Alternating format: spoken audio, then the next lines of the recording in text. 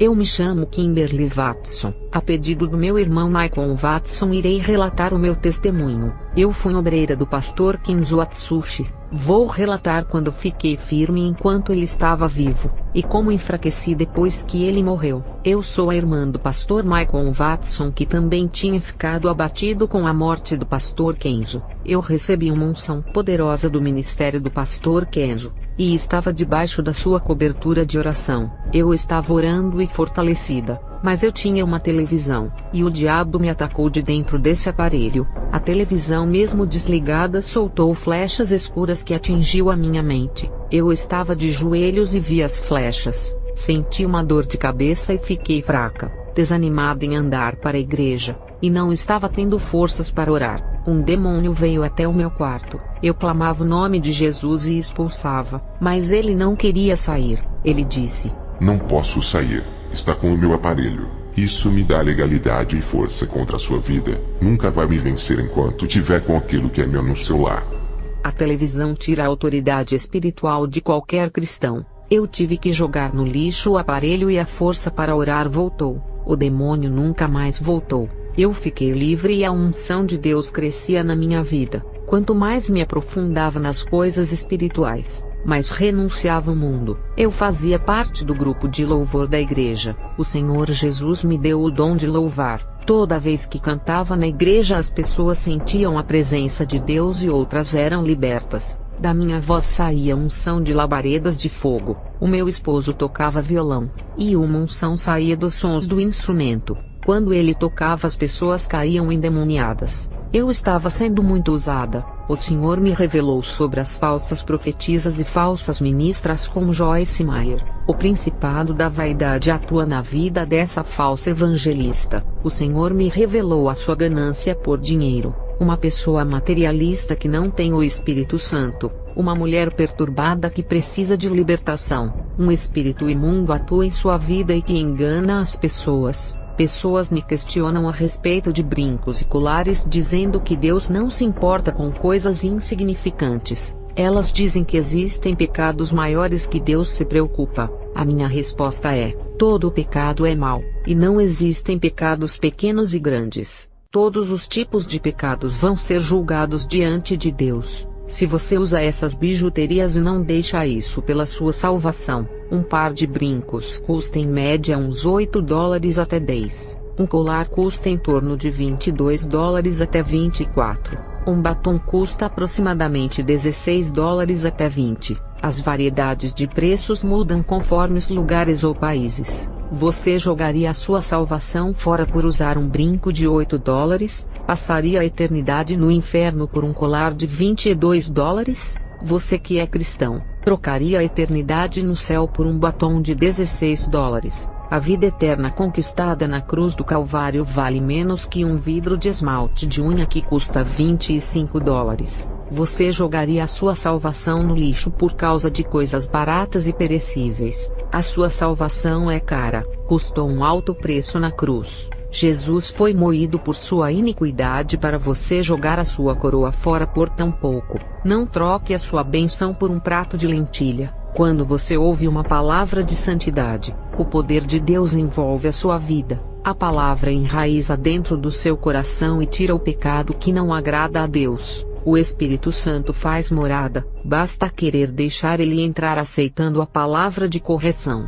Não resista, entregue a sua vida a ele. A vontade de sua carne irá morrer para o mundo. Os seus desejos carnais será destruído quando o Espírito Santo estiver habitando em você. Conheci um casal que fazia missões juntos. Eles tiveram um bebê, e desistiram de fazer a missão. As almas estavam morrendo sem a salvação. O missionário conseguiu um trabalho para sustentar a criança e a sua mulher. A missionária largou a missão para cuidar da criança. A criança faleceu. Deus tirou o menino que era o impedimento da missão. A barreira foi removida, e eles retornaram para a obra de missão. Eu fui visitar uma igreja chamada Quadrangular. Não gostei dos louvores de rock que cantaram e voltei para casa. Quando eu estava orando, o Senhor me mostrou todos os membros dessa igreja dentro de um esgoto. Quanto mais eles caminhavam para frente, mais se afundavam para baixo. até que as águas do esgoto cobriram as suas cabeças e eles ficaram sufocados. Eles se afogaram e perderam o ar. Sem respiração eles morreram.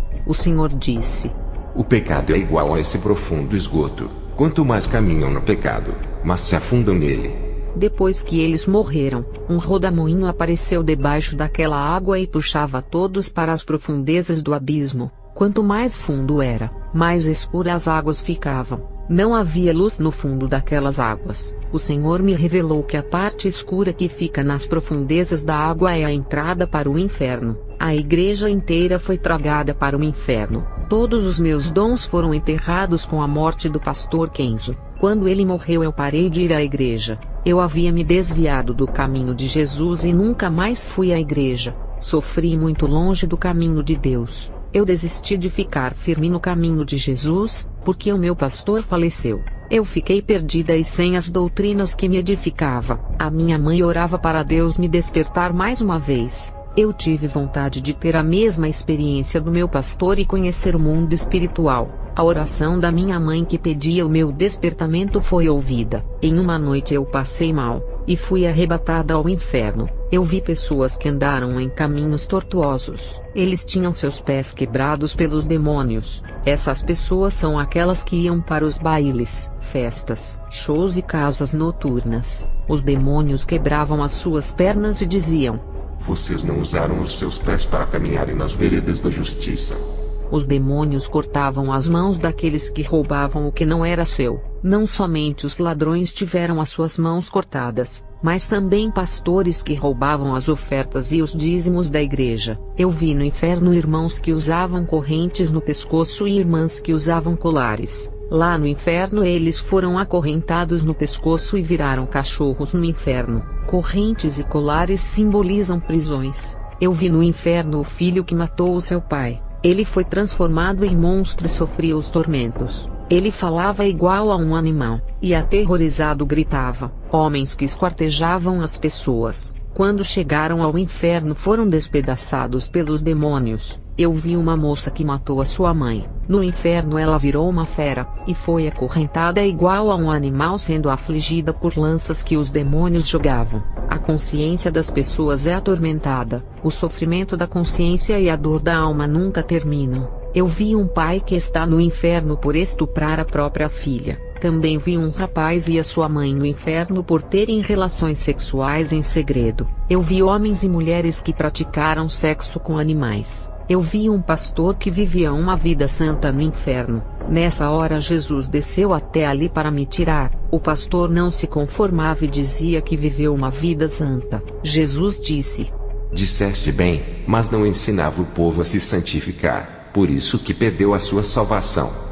Ezequiel 34:2 diz: ai dos pastores que apacentam a si mesmo. Ele vivia uma vida santa, mas não falava da santidade e não apacentou o seu rebanho na verdade. Por causa disso ele foi impedido de entrar no céu. Muitas almas foram para o inferno por causa da omissão desse pastor. Eu vi cristãos no inferno que subiram no púlpito e pregaram outro evangelho. Eles ofereceram pão imundo no altar santo. Do inferno eu vi feiticeiros fazendo rituais nos rios, e aquelas águas ficavam infestadas de demônios que possuíam cristãos que tomavam banho nela. Eles se despiam ao entrarem nessas águas. Ainda haviam pessoas que morriam afogadas nesse rio. Barcos e navios eram virados por esses demônios do inferno. Eu vi pastores africanos operando milagres, mas eram bruxos disfarçados de ovelhas. Também vi teatro e coreografia dentro da igreja, e os demônios cantavam e dançavam juntos possuindo os jovens. Eu vi uma televisão no inferno,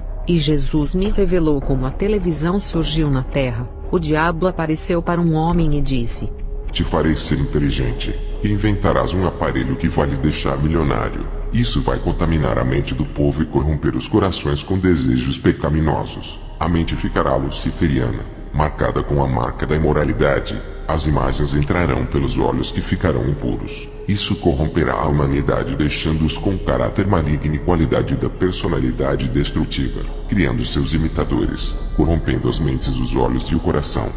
O pecado desse aparelho é diverso e influencia as pessoas. Não é fácil conviver com essa Babilônia cujos limites ultrapassaram os de Sodoma e Gomorra. Não podemos ceder à legalidade. Jesus me mandou voltar. Eu subi em alta velocidade para a terra. Depois que voltei do inferno, passei por grandes provações. Eu me preocupava mais que o necessário, dava importância às coisas inúteis, e a mais importante deixava de lado. Fariseus que não acreditam no meu testemunho me perseguiam. Eles não querem ganhar almas e só perseguem os servos de Deus. Eles não são sobrenaturais e nunca vão ter experiências com Deus. As suas soberbas não deixam reconhecer que precisam de libertação para serem salvos. Passei a me preocupar muito com aquilo que eles diziam de mim. Tirei as preocupações da cabeça com aquilo que eles diziam de mim. Eu tinha um peso nas costas do pecado da fornicação, mas eu me arrependi, e Deus me perdoou.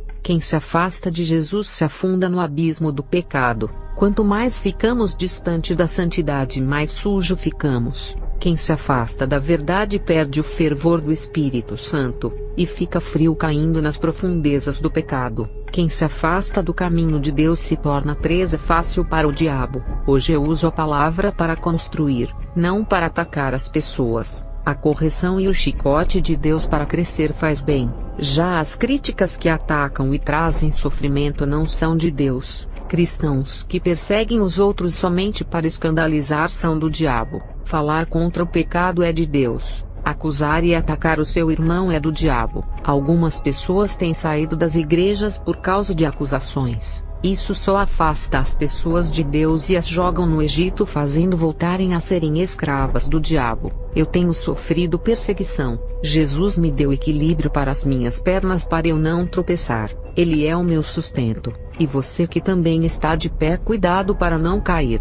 Zele pela sua vida espiritual para não enfraquecer. Cuidado com o seu modo de agir e de pensar. Vigia onde pisa e coloca os seus pés. Não entre em tribulação, indo a lugares impróprios como bares, casas noturnas ou festas mundanas. Olhe para as suas atitudes se estão corretas e esteja na direção de Deus. O Senhor Jesus Cristo tem me protegido para onde eu vou. Eu não me entrego diante das minhas dificuldades e luto pelo Evangelho da verdade. Deus tem me dado força e coragem. Jesus se agrada daqueles que não têm medo. Os cristãos não têm ajuntado e edificado as pessoas, mas têm espalhado. Esses tiram as pessoas do caminho de Jesus Cristo, dizendo que não precisam congregar em templos. E todo o plano de Deus é atrapalhado na vida dos que não congregam no corpo de Jesus Cristo. Os que tiram as pessoas da comunhão vão pagar um alto preço. Palavras que matam as pessoas e afastam das casas de orações onde tem homens de Deus que podem acolher. Pessoas que deixaram de fazer a obra por causa dos desigrejados. Jesus aprovou a reunião de pessoas para adorá-lo. Não importa o lugar, se é em templo, casa ou garagem. Onde estiver 2 ou 3, ali ele estará. Congregar é de Deus. Quem não congrega está desligado da noiva de Cristo. Vamos nos manter limpos e conservar a pureza. Melhore a sua conduta cada dia diante de Deus. Se esforce na santificação. Não relaxe e não pare de buscar a perfeição. Pequenas sujeiras se acumulam no interior se não procurarmos nos limpar. Deixe de entrar em conflito carnal. Não revide aos acusadores. Não dê lugar para a carne. Não deixe o seu espírito morrer. Não deixe nascer a velha natureza que já foi enterrada. Mude a sua maldade pelo bem, o pecado pela santidade. Substitua a impureza pela pureza. Substitua o ódio pelo amor, a tristeza pela alegria. Não aceite a carne te vencer. Não deixe o pecado lhe derrotar. Não use a língua para falar maldades e nem para contendas. Use a boca para glorificar, louvar e exaltar a Deus. O pecado tenta nos pressionar para cairmos na fé. Estamos no mundo, não somos dele e nunca cederemos às tentações. Estamos em guerra onde um sairá vencedor. Ou tiramos as almas do mundo trazendo para Jesus, ou o mundo irá arrastá-lo para ele. Mas as igrejas não dão assistência para as almas humildes. As igrejas querem ficar nas grandes cidades seduzindo médicos, advogados, engenheiros ou qualquer homem que tenha salário alto para ajudar nos dízimos e ofertas. Eu fiquei triste com esse comportamento e orei a Deus. Uma serva de Deus foi enviada até a mim e revelou os planos de Deus para a minha vida. e Jesus revelou a ela tudo o que estava passando na minha vida. Eu chorei muito naquela manhã, e aquela mulher fez uma oração por mim para Deus me consolar. Eu senti a presença de Deus tão forte como na primeira vez. Eu agradeço a Deus por ter me dado oportunidade para falar do meu testemunho a vocês que me ouvem. Fiquem na paz de Jesus. Amém.